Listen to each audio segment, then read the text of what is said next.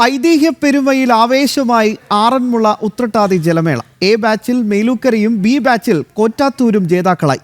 രാവിലെ ക്ഷേത്രത്തിൽ നിന്ന് ഭദ്രദീപം സത്രക്കടവിൽ എത്തിച്ച് ജില്ലാ കളക്ടർ പതാക ഉയർത്തിയതോടെയാണ് ജലമേളയ്ക്ക് ഔദ്യോഗികമായി തുടക്കം കുറിച്ചത്.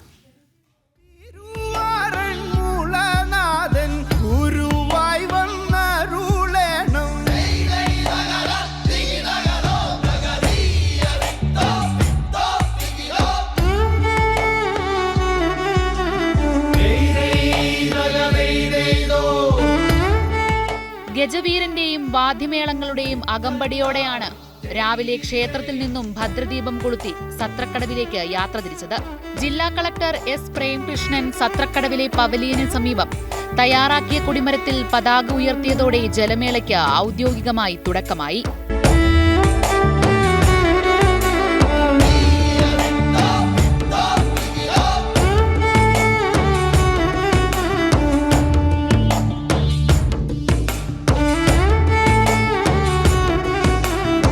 ക്ഷേത്രക്കടവിലെത്തിയ കരക്കാർ ചന്ദനവും പൂമാലയും സ്വീകരിച്ച വെറ്റിലയും പാക്കും വെച്ച് ആചാരപൂർവ്വം പാർത്ഥസാരഥിയെ വണങ്ങിയ ശേഷമാണ് പള്ളിയോടങ്ങളിൽ ഫിനിഷിംഗ് പോയിന്റിലേക്ക് നീങ്ങിയത്.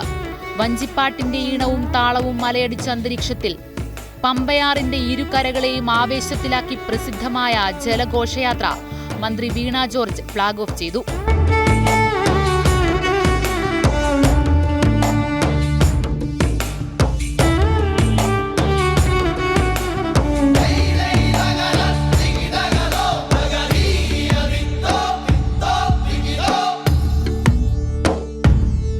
നടൻ ജയസൂര്യ സുവനീർ പ്രകാശനം ചെയ്തു. പള്ളിയോടം സേവാ സംഘം പ്രസിഡന്റ് KV സാംബദേവൻ അധ്യക്ഷനായ പൊതുസമ്മേളനത്തിൽ പ്രമോദ് നാരായൺ MLA വഞ്ചിപ്പാട്ട് കലാകാരന്മാരെ ആദരിച്ചു. കാരണം ഇവിടെ വന്നു കഴിഞ്ഞപ്പോഴത്തേക്കും ഞാനും ആലോചിച്ചത് എന്റെ ചെറുപ്പകാലത്ത് ഞാൻ ഇതുപോലെ വള്ളംകളി കാണാൻ പോയതാണ്. ചമ്പക്കരയിലാണ്. അപ്പോൾ അവിടെ ഹെലികോപ്റ്ററൊക്കെ വന്നിറങ്ങുക, അതിൽ നിന്ന് ഒരാള് ഹെലികോപ്റ്റർ വരിക, അതിൽ നിന്ന് ഒരാൾ ഇറങ്ങുക, കുറച്ചു നേരം പുള്ളിയുടെ എന്താ പറയുക കലാപരിപാടി കഴിഞ്ഞാൽ പുള്ളി കയറി പോവാം.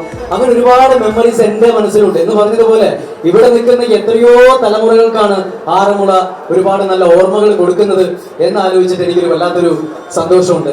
ഇതിനു പിന്നാലെയായിരുന്നു വള്ളംകളി. എ ബാച്ചിൽ 35 പള്ളിയോടങ്ങളും ബി ബാച്ചിൽ 17 പള്ളിയോടങ്ങളുമാണ് മത്സര വള്ളംകളിയിൽ പങ്കെടുത്തത്. അയിരൂർ, മല്ലപ്പുഴശ്ശേരി, ഇടശ്ശേരിമല, കിഴക്കുമേലുകര പള്ളിയോടങ്ങളാണ് എ ബാച്ചിൽ ഫൈനലിലെത്തിയത്.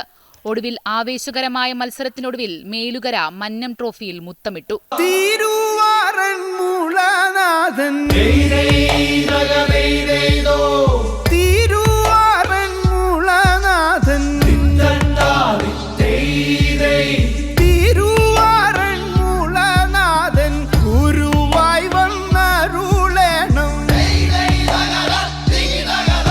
ബി ബാച്ചിൽ കോറ്റാത്തൂർ, കൊടിയാട്ടുകര, ഇടപ്പാവൂർ, മേപ്രം, തൈമറവുകര എന്നീ പള്ളിയോടങ്ങളാണ് ഫൈനലിൽ മാറ്റുരച്ചത്.